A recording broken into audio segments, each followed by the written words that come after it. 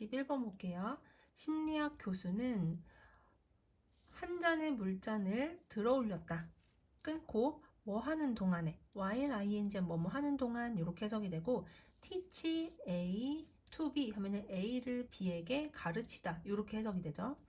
스트레스 관리 원칙을 그녀의 학생들에게 가르치는 동안 그리고 그들에게 물어보았다. 뭐를 물어봤는지를 봤어요. 그랬더니 우리 평소에 말할 때 물, 나 이렇게 말 안 하잖아. 그래서 관련 없는 명사 두 개가 연달아 나왔기 때문에 이 사이에 뭐가 생략이 되어 있다? 목적격 관계대명사가 생략이 되어 있다. 그래서 내가 들고 있는 이 물잔은 얼마나 무거운가? 라고 물어봤다는 얘기야. 여기까지 이해되시죠? 자, 근데 여기는 해석을 어떻게 하는 게 편하냐면 부사절을 먼저 해석하고 그 다음에 중심 문장인 여기를 해석하는 게 더 자연스럽거든. 그렇게 한번 해볼게요.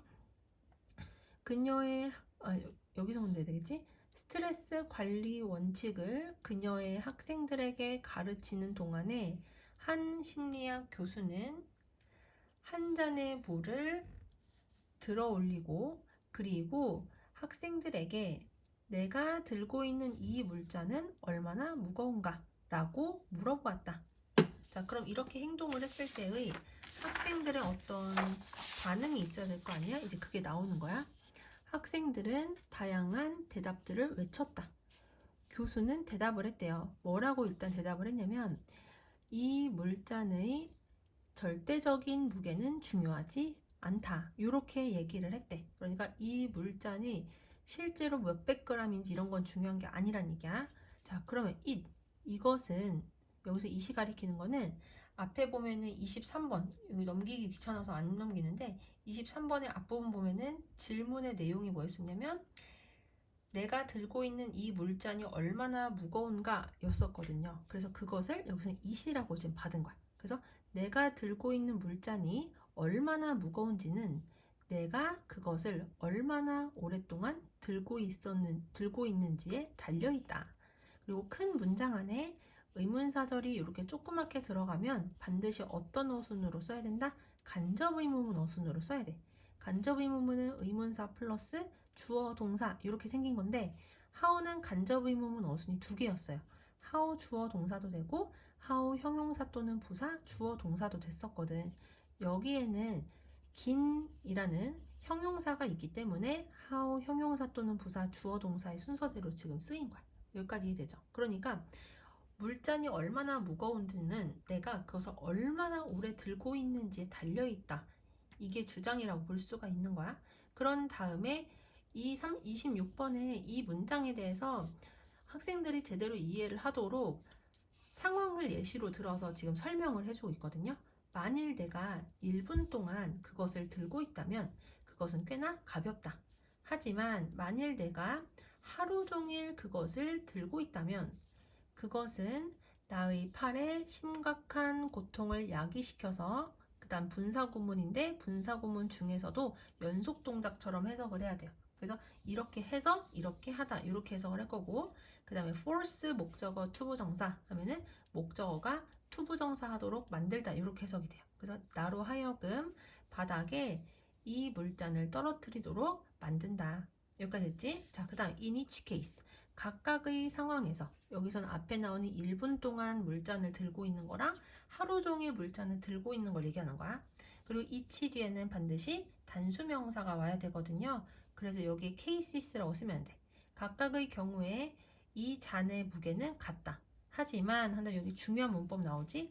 더 비교급 주어 동사. 더 비교급 주어 동사 하면은 주어가 더 뭐뭐 하면 할수록 주어가 더 뭐뭐 하다 이렇게 해석이 되지. 그래서 하지만 내가 그것을 더 오래 들고 있으면 들고 있을수록 이것은 나에게 더 무겁게 느껴진다. 여기까지 됐지? 그 다음에 30번 넘어가서 as로 시작하는 부사절이 agreement까지거든. 요렇게 괄호를 치고 반 학생들이 동의를 하며 in agreement 하면 이거는 동의를 하며 라는 뜻이야. 반 학생들이 동의를 하며 그들의 머리를 끄덕일 때 그녀는 계속 말을 했대. 삶에서의 너의 스트레스는 이 물잔과 같다. 그러니까 앞에 나오는 물잔을 1분 들고 있고 하루 종일 들고 있고 이런 것들은 결국에는 이 30번에 나오는 나의 삶에서의 스트레스 관리에 대한 이야기를 하기 위한 비유적인 표현인 거야. 자, 그다음 넘어가서 만일 네가 어제의 스트레스의 무게를 여전히 느끼고 있다면, 그러니까 어제 가지고 있던 스트레스를 지금도 가지고 있다는 것은 이것은 강한 신호이다. 어떤 신호인지 동격의 대절에서 설명을 해주고 있고, 그리고 여기에서 it's time to는 어떻게 보면 하나의 수거 같은 표현이야. 뭐뭐 할 시간이다 이런 뜻이고요. 그리고 이 투부정사가 앞에 나오는 time을 꾸며주는데 보시면 put down 해서 무엇을 내려놓다 이어 동사가 사용이 됐거든. 근데 이어 동사에서 중요한 게 바로 여기서 뭐였었냐면 무엇을 내려놓다 했을 때 무엇을에 해당이 되는 목적어가 이렇게 일반적인 명사야. 그러면 이어 동사의 가운데다가 써도 되고 이어 동사의 뒤에 써도 되거든. 근데 만약에 무엇을 내려놓다 할 때 무엇을이 대명사야. 뭐 그것을 이런 것들이야. 그러면 반드시 어디다 써야 된다? 이어 동사의 가운데밖에 안 된다.